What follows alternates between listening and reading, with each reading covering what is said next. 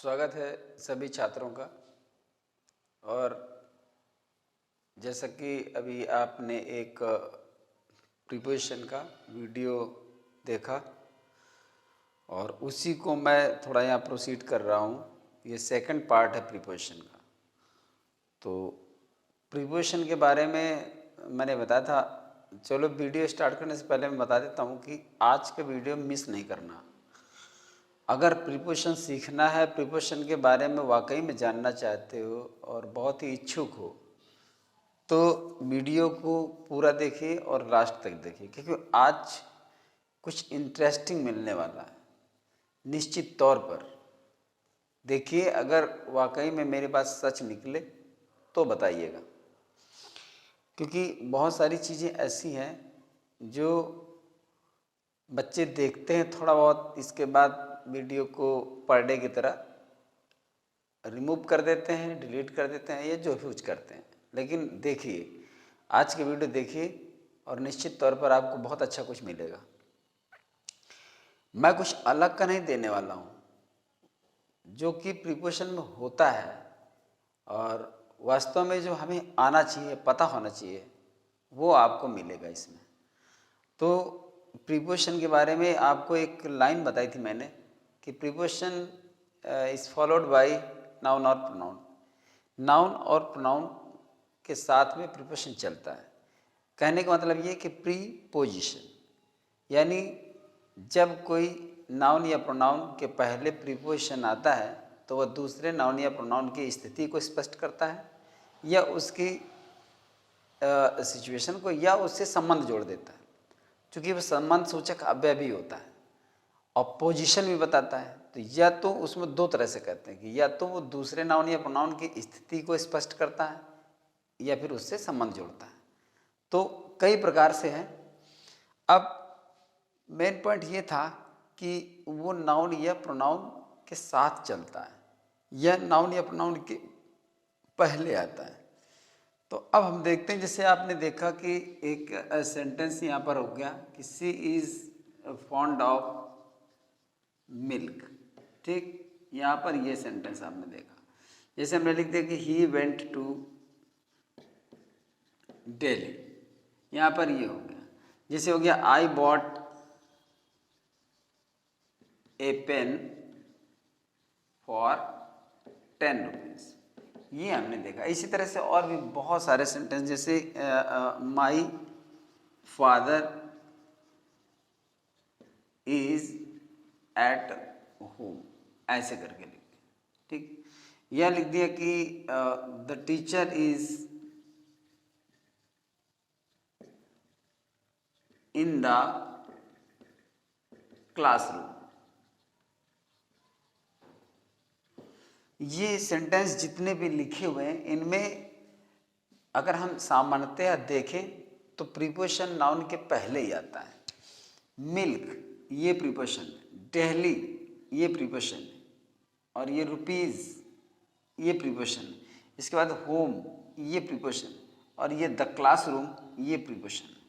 यहाँ पर जब देखते हैं तो क्या होता है कि ये नाउन से पहले इसका प्रीपोजिशन है, ये नाउन है, ये नाउन है, इसके पहले प्रीपोजिशन है। रुपीज़ 10 रुपीज़ ये नाउन है, इसके पहले प्रीपोजिशन है। होम ये नाउन है, इसके पहले प्रीपोजिशन है। ये नाउन है और ये इसके पहले प्रीपोजिशन। तो इस प्रकार से हम ये देखते हैं कि यहाँ पर क्या है कि नाउन या प्रोनाउन, ऐसे प्रोनाउन भी होते हैं जिनके पहले प्रीपोजिशन आ जाता है। तो जनरली ये चीज़ होती है। अब कभी कभी ये होता है कि अगर हम यहीं पर ये वाक्य लिख दें कि जैसे ही यूज्ड टू स्मोक, अगर हमने ये लिख दिया, या हम लिख दें कि I like to read novels लिख दिया, या और भी ऐसे करके वाक्य हम लिख दें। तो अब यहाँ पर क्या है, ये स्मोक वर्ब है, ये रीड वर्ब है, और इसके पहले ये आ रहा और इसके पहले ये आ रहा। तो अब यहाँ पर क्या कहा जाए, कि ये कैसी बात आ गई कि ये तो वर्ब से पहले आ रहा है, जबकि हमारे प्रीपोजिशन का एक बेसिक रूल है, एक और बड़ा रूल है कि वो नाउन और प्रोनाउन को फॉलो करता है। तो मैं यहाँ पर आपको समझा देता हूँ कि यहाँ पर कोई प्रीपोजिशन नहीं है, यहाँ आप इसको प्रीपोजिशन मत समझिए। अगर हम देखें कि ये वर्ब के पहले टू है तो इसको क्या कहते हैं, यानी आपने शायद पढ़ा होगा टू प्लस वर्ब की फर्स्ट फॉर्म, इसको क्या कहते हैं, इसको आप इन्फिनिटिव कहते हो, इसको इन्फिनिटिव कहते हैं। यानी टू रीड जो लिखा है, ये टू रीड, ये आपका पूरा इन्फिनिटिव है, इसको आप इन्फिनिटिव कहते हैं, ठीक है ना। अब ये बताइए, क्या हम केवल स्मोक लिख दें, या केवल हम गो लिख दें, या केवल हम रीड लिख दें, तो क्या हम इसको इन्फिनिटिव कहते हैं? इसको इन्फिनिटिव कहेंगे? शायद नहीं कहेंगे, अर्थात ये इन्फिनिटिव आपका नहीं है। तो जब ये इन्फिनिटिव नहीं है, क्यों नहीं है? क्योंकि इसके साथ टू नहीं लगा है। तो जिस समय हमने इसमें टू लगाया तब ये इन्फिनिटिव बना। इसका मतलब ये हुआ कि it is not preposition, it is the part of an infinitive. ये प्रीपोजिशन नहीं है, ये इन्फिनिटिव का एक पार्ट है। और इन्फिनिटिव क्या है? इन्फिनिटिव आपका है non finite. Non finite, non finite के तीन पार्ट होते हैं, इन्फिनिटिव, जीरेंड और पार्टिसिपल। तो ये इन्फिनिटिव, जीरेंड और पार्टिसिपल जो है बनता वर्ब से है, लेकिन जब वर्ब से हमारा ये इन्फिनिटिव बनता है तो वो टू को अपने साथ शामिल करता है, तभी वो इन्फिनिटिव बनता है। तो यहाँ पर हम ये नहीं कह सकते हैं कि ये प्रीपोजिशन, और अगर हम इसको प्रीपोजिशन कहते हैं तो फिर हम इसको वर्ब कहते हैं। तो फिर जब ये वर्ब कहते हैं और ये प्रीपोजिशन करते हैं तो इनका रिलेशन बिल्कुल किसी भी तरह से सही साबित नहीं होता है। ये इसी के साथ जैसे जुड़ता है वो तुरंत इसका नाम बदल देता है, वो बन जाता है आपका इन्फिनिटिव। तो ये इन्फिनिटिव है, ये यहाँ पर ये किसी तरह से इसके में प्रीपोजिशन में काउंट नहीं किया जा सकता है। ये कहते हैं कि इन्फिनिटिव में ये इसको शामिल किया गया और ये आपका जो प्रीपोजिशन है ये पार्ट ऑफ इन्फिनिटिव है। तो इसलिए हम इसको प्रीपोजिशन की श्रेणी में यहाँ पे नहीं रखते। इसलिए ये कभी सिचुएशन आ जाए तो ये मत मन में सोचिएगा या क्वेश्चन मन में लाइए कि ये प्रीपोजिशन किस तरह के मतलब वर्ब से पहले आई। ये प्रीपोजिशन है ही नहीं, ये टोटल आपका इन्फिनिटिव है, और इसको इन्फिनिटिव जब कहेंगे तो ये नॉन फाइनाइट बन जाता है। तो ये पूरा एक नॉन फाइनाइट का पार्ट है, एक ये नॉन फाइनाइट है, यहाँ पर प्रीपोजिशन है ही नहीं है। अगर आप इसको प्रीपोजिशन कहने लगोगे तो फिर इसका सेंस ही गलत हो जाएगा। जैसे हम ये कह दें कि ही वेंट टू कानपुर, अब ये यहाँ पर अगर कानपुर लिखा है तो टू का इससे उस तरह का संबंध नहीं है जिस तरह से रीड के साथ टू का संबंध है। ये आपका नाउन है जो सिंगल होकर के अपना एक पूर्ण सेंस देता है, और ये इसका सर्वनाम यानी प्रोनाउन है, और ये आपकी वर्ब है, ये प्रीपोजिशन। सेंटेंस को पार्सिंग करने पर हमको पता चलता है कि ये क्या है। तो यहाँ पर चारों पार्ट बिल्कुल डिफरेंट है और हम उनको डिफरेंटली डिफाइन भी कर सकते हैं। लेकिन यहाँ पर जब हम ये इसको ये कहेंगे कि ये प्रोनाउन है, सब्जेक्ट काम करता है, ये आपकी मेन वर्ब है लाइक जो वर्ब है, और ये आपका इन्फिनिटिव है, और ये आपका नाउन है। तो ये इन्फिनिटिव का पार्ट हो जाता है। इसलिए ऐसी सिचुएशन कभी आए तो इस चीज को दिमाग में भी रखना है। अब होता क्या है, जैसे कि आपने देखा कि जो प्रीपोजिशन होता है वह नाउन या प्रोनाउन के पहले आता है, बट कुछ ऐसी सिचुएशंस होती हैं जब प्रीपोजिशन की पोजीशन कुछ टिपिकल होती है। तो अब यहाँ पर अगर हम ये पार्ट डाल दें कि टिपिकल पोजीशन ऑफ प्रीपोजिशन, तो फिर आपका इसी बात पर ये टॉपिक बन जाता है। तो अब हमको देखना है कि प्रीपोजिशन की टिपिकल पोजीशन कौन सी है। जनरली तो हम देखते हैं कि नाउन और प्रोनाउन के पहले आता है, बट कुछ ऐसी सिचुएशंस होती हैं, कुछ ऐसी पोजीशंस होती हैं जब प्रीपोजिशन कॉमनली नाउन या प्रोनाउन के पहले नहीं आता है। तो नंबर 1 सिचुएशन आप देखिए, कब प्रीपोजिशन नाउन के बाद आता है, सेंटेंस के लास्ट में आता है, जब ऑब्जेक्ट इंट्रोगेटिव होता है, यानी जब ऑब्जेक्ट इंट्रोगेटिव कोई प्रोनाउन होता है, इंट्रोगेटिव कोई प्रोनाउन होता है। जरा ध्यान से देखिएगा, बहुत काम की चीज मैं बता रहा हूं आपको। अब चूंकि वो पार्ट शुरू हो चुका है तो उसको थोड़ा सा बढ़ाना भी पड़ेगा और इंटरेस्टिंग चीजें हैं उनको समझाना भी पड़ेगा। तो जनरली मैं चूंकि बार बार कर रहा हूं कि प्रीपोजिशन को नाउन या प्रोनाउन से पहले आता है और दूसरे नाउन और प्रोनाउन की सिचुएशन बताता है, लेकिन कुछ ऐसी पोजीशंस हैं। तो पहले पोजीशन समझिए कि किस तरह की पोजीशन में नाउन या प्रोनाउन के पहले वो नहीं आता है बल्कि वो बाद में आता है। तो वो पहला पॉइंट ये है कि जब ऑब्जेक्ट इंट्रोगेटिव प्रोनाउन होता है। इंट्रोगेटिव प्रोनाउन का मतलब है, जैसे हम यहाँ पे कह दें व्हाट कह दें, या हु कह दें, या whom कह दें, या which कह दें, या where कह दें, इसी प्रकार से ये इंट्रोगेटिव प्रोनाउन होते हैं जिनके बाद प्रीपोजिशन आता है। किस तरह से आता है जरा देखना है। जैसे हो जाता है, आप एक सेंटेंस लीजिए, what are you thinking of.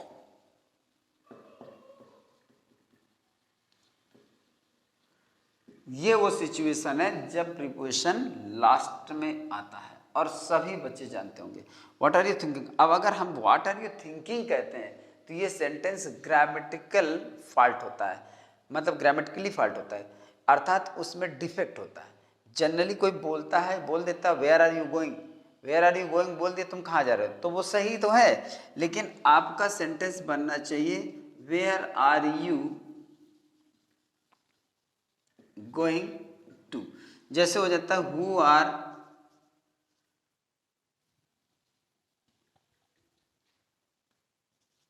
Who was he talking to. जैसे what are you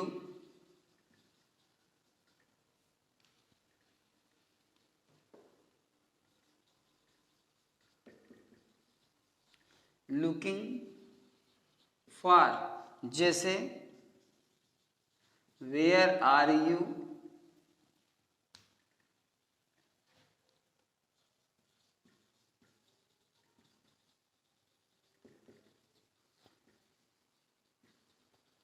coming from.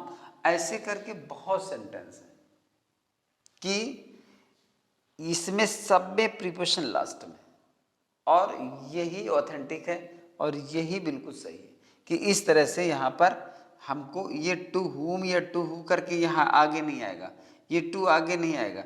What are you thinking of, क्या सोच रहे हो, where are you going to, तुम कहाँ जा रहे हो, क्योंकि जब इसका आंसर होता है, जैसे हम ये कहते हैं कि इसका आंसर जब देते हैं, I am thinking of a good plan, मतलब मैं एक अच्छे प्लान के बारे में सोच रहा हूँ, अच्छे प्लान को सोच रहा हूँ। I am going to Kanpur, ये हो जाता है। Who was he talking to, वो किससे बात कर रहा था, he was talking to his old friend, वो अपने पुराने मित्र से बात कर रहा था।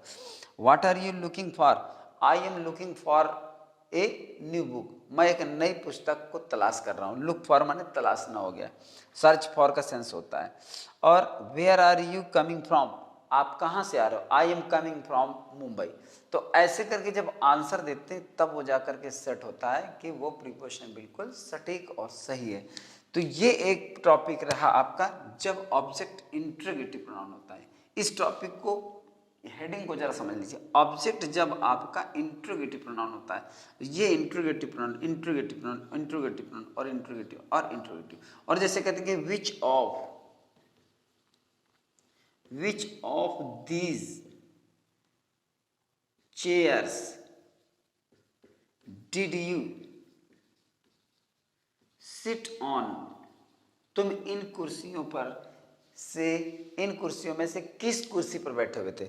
Which of these chairs did you sit on, तो ये आपका रहा पीछे प्रोनाउन लगा हुआ है। तो यहां पर देखिए ये सभी इंट्रोगेटिव प्रोनाउन है।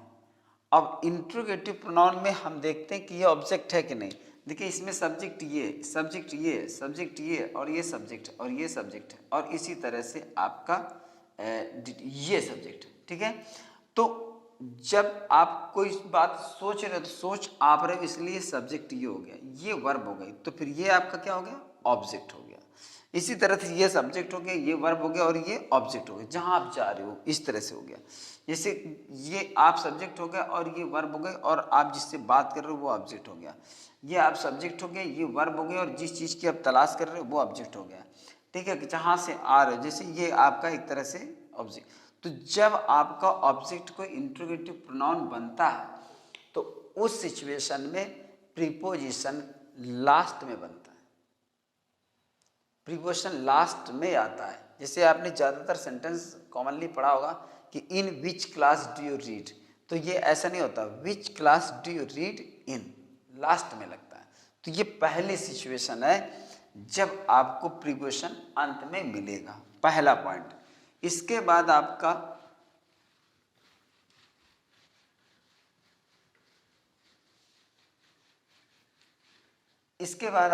दूसरा पॉइंट है, और वो दूसरा पॉइंट है जब रिलेटिव प्रोनाउन, जब ऑब्जेक्ट, जब कोई रिलेटिव प्रोनाउन होता है।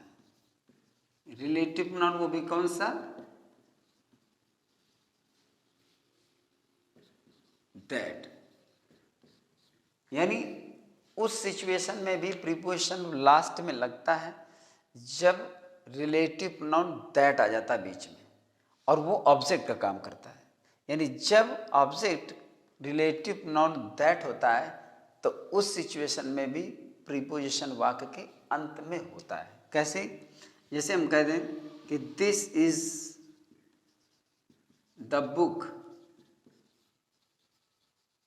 That you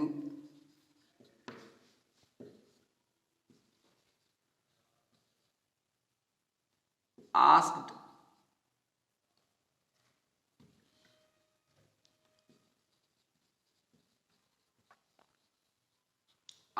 for. अभी लिखे this is the book that you asked for, ये वही पुस्तक है जिसे तुमने मांगी थी।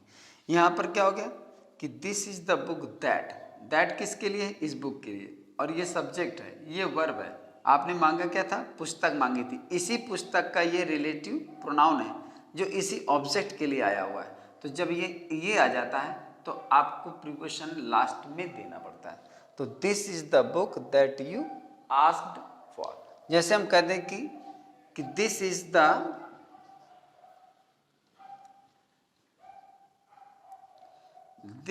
द गर्ल दैट आई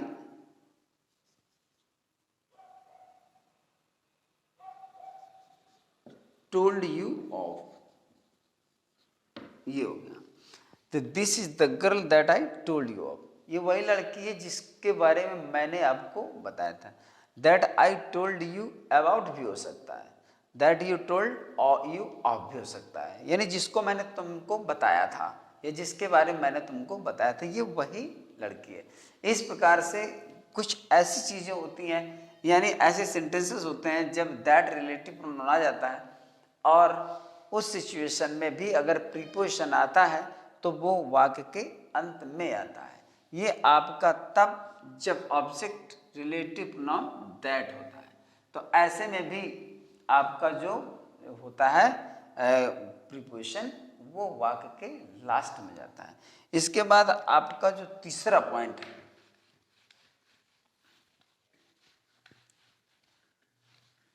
तीसरा पॉइंट ये है कि जब कोई infinitive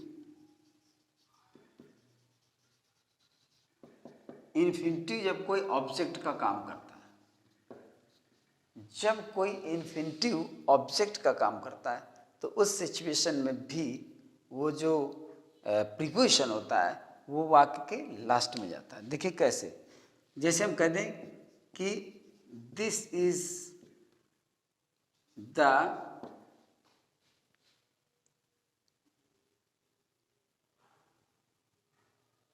best hotel to stay in,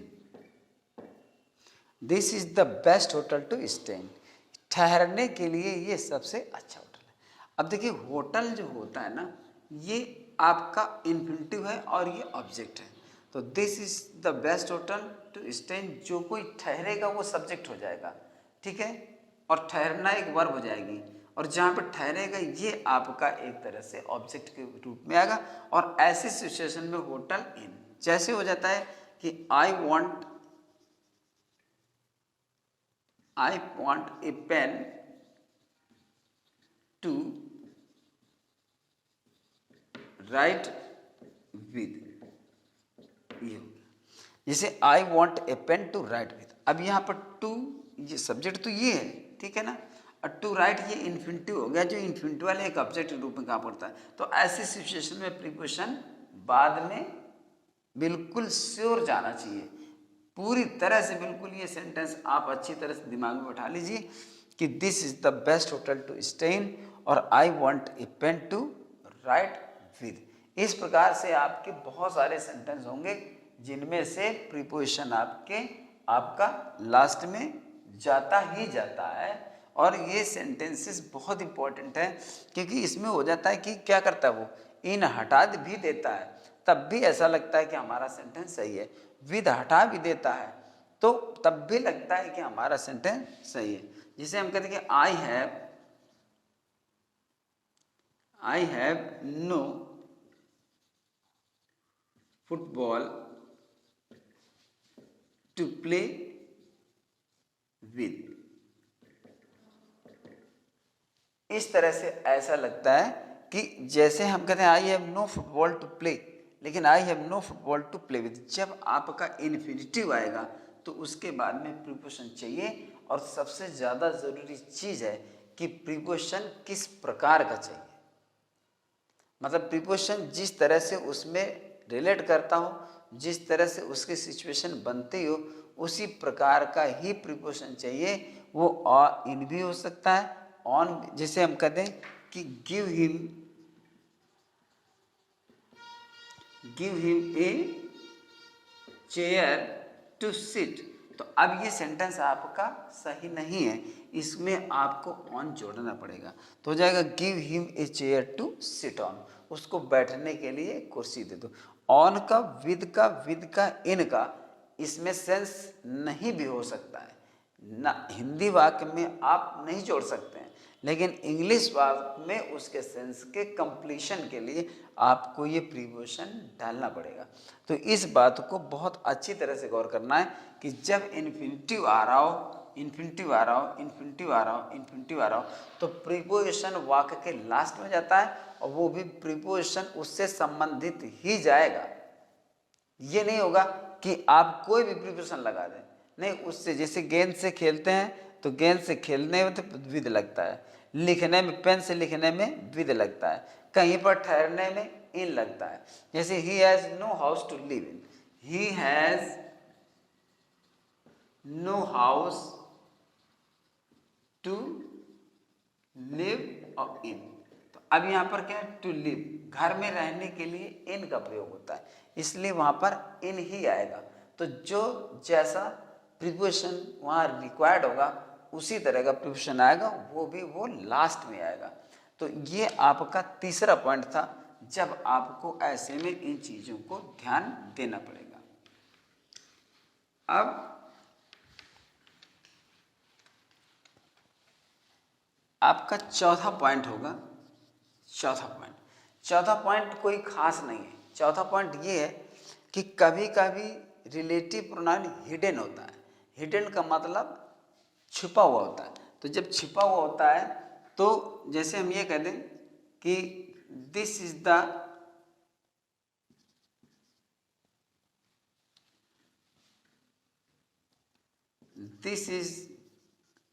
the book I was asking for। अब यहाँ पर होता है कि this is the book I was asking for, ये वही पुस्तक है जिसे मैं मांग रहा था। तो यहाँ पर बीच में रिलेटिव प्रोनाउन होना चाहिए दैट, तो दैट आता है तब भी आपका प्रीपोजिशन लास्ट में आता है, और अगर नहीं भी आता, ये मिसिंग है, हिडन है, तब भी वही सिचुएशन होती है। मतलब यहाँ पर आपको समझने की जरूरत है कि प्रीपोजिशन कभी कभी हाइड कर दिया जाता है, छिपा दिया जाता है, तब इस सिचुएशन में भी प्रीपोजिशन आपका जो रिलेटिव प्रोनाउन होता है वो हाइड कर दिया जाता है, तब ऐसी सिचुएशन में भी प्रीपोजिशन आपका लास्ट में ही जाता है। तो जितने भी इससे पहले आपने रिलेटिव प्रोनाउन दैट को जो एग्जाम्पल्स देखे हैं और उनमें अगर हम उस रिलेटिव प्रोनाउन को हाइड कर देते हैं तो वही सिचुएशन बनती है जो यहाँ पर जो पॉइंट आप देख रहे हो। तो इस चीज़ को आपको अच्छी तरह समझना है। जैसे this is the boy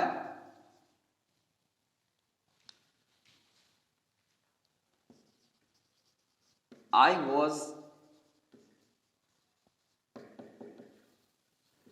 talking to, मतलब ये वही लड़का है जिससे मैं बात कर रहा था। तो यहाँ पर आपको whom लगा देना चाहिए था या that लगा देना चाहिए था, लेकिन आपने नहीं लगाया, उसको हाइड कर दिया। हाइड करने की सिचुएशन में भी प्रीपोजिशन आपका लास्ट में जाएगा। तो वही है जो आपने पहले एक पॉइंट पढ़ा जिसमें से रिलेटिव प्रोनाउन दैट छिपा होता है। तो वही है कि जब रिलेटिव प्रोनाउन कभी कभी छिपा भी दिया जाता है तो प्रीपोजिशन ऐसी सिचुएशन में भी लास्ट में चला जाता है। तो ये आपका चौथा पॉइंट था। पांचवा पॉइंट ऐसा भी होता है, कुछ विभिन्न प्रकार के कुछ डिफरेंट यूजेस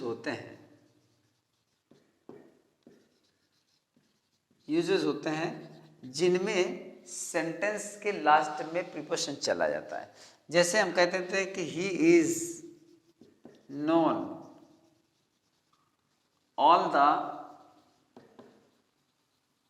वर्ल्ड ओवर, मतलब he is known all the world, वो पूरे विश्व में जाना जाता है। इसका एक नियम ये भी होता है कि जब हम मतलब किसी नाउन को या किसी बात को एम्फैसिस कर रहे होते हैं तो फिर प्रीपोजिशन लास्ट में जाता है। लेकिन ये स्पेशल, जैसे दिस आई इंसिस्ट ऑन, अर्थात मैं इसी बात पर जोर देता हूँ। दिस आई इंसिस्ट ऑन, मैं इसी बात पर जोर देता हूँ। तो ऐसी सिचुएशन पर जैसे I hate being laughed eight, ये जैसे he likes being looked at. तो ये ऐसे सेंटेंसेस हैं कुछ अलग टाइप के जिनमें प्रीपोजिशन लास्ट में जाता है। तो ही is known all the world over, वो पूरे विश्व में। दिस आई इंसिस्ट ऑन, इसी बात पर मैं जोर देता हूँ। I hate being laughed eight, मतलब मुझे जब कोई मजाक करता है तो मुझे उससे घृणा है, यानी मजाक के मेरे मजाक उड़ा जाने से मैं घृणा करता हूँ, मेरा मजाक उड़ाए जाने से मैं घृणा करता हूँ। He likes being looked at, उसको देखे कोई उसको अच्छा लगता है, तो he likes being looked at. तो ये इस तरह के सेंटेंसेस जो कभी होते हैं तो इनमें भी प्रीपोजिशन लास्ट में ही जाता है। ये थोड़ा डिफरेंट यूजेस हैं, तो कुछ इन चीज़ों को भी अपने दिमाग में रखना है। तो ये अभी मैं प्रीपोजिशन की सिचुएशन दिखा रहा हूँ, पोजीशन बता रहा हूँ, जहाँ से आपको ध्यान रखना है, क्योंकि इस तरह के जितने भी वाक्य हैं सब बच्चे जानते हैं कि ये सेंटेंसेस बहुत इंपॉर्टेंट होते हैं और इनमें प्रीपोजिशन लास्ट में आता है। तो जैसे बेसिकली आपको प्रीपोजिशन स्टार्ट किया गया और बताया गया कि प्रीपोजिशन नाउन या प्रोनाउन से पहले आता है और किसी दूसरे नाउन या प्रोनाउन की सिचुएशन या फिर उससे रिलेशन कायम करता है। तो अब आपके बात में दिमाग में बात ये आ जाती कि बहुत सारे ऐसे प्रीपोजिशन है जो लास्ट में आते हैं, तो वो मैंने सिचुएशन आपको पहले समझा दी कि कहाँ कहाँ प्रीपोजिशन कुछ अलग टाइप का या टिपिकल यूज होता है, जो डिफरेंट टाइप यूज होता है, तो वो मैंने बता दिया। तो ये आपका पांचवा पॉइंट था। एक छठवां पॉइंट और भी आपके पास है जहाँ पर प्रीपोजिशन कुछ अलग टाइप से यूज होता है। छठवां पॉइंट, बहुत सारे ऐसे इंट्रोगेटिव सेंटेंसेस होते हैं जिनमें प्रीपोजिशन पहले ही लगता है। इसको मैंने इसलिए लिखा है कि पांचों सिचुएशन में प्रीपोजिशन आखिरी में यूज किया गया है, लास्ट में। लेकिन अब ये लास्ट में छठवां जो प्रीपोजिशन है जो यूज मैं बता रहा हूँ वो ऐसा भी है कि प्रीपोजिशन वाक्य के प्रारंभ में भी यूज होता है, लेकिन वो इंट्रोगेटिव सेंटेंस होते हैं। ऐसे में इंट्रोगेटिव सेंटेंसेस में प्रीपोजिशन पहले ही यूज करना उचित है, वो लास्ट में यूज करना उचित नहीं है। जैसे हम ये कर दें कि बाय विच ट्रेन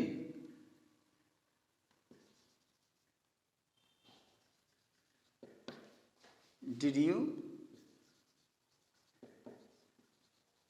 कम, ऐसे। जैसे आपने देखा होगा कि by whom are you taught English, जैसे हो जाए बाय